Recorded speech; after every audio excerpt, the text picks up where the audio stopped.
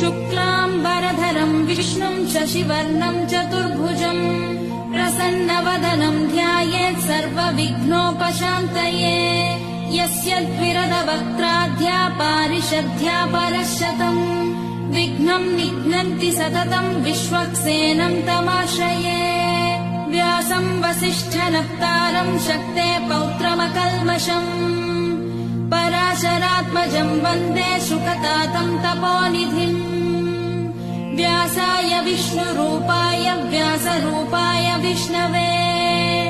नमो वै ब्रह्मनिधये वासिष्ठाय नमो नमः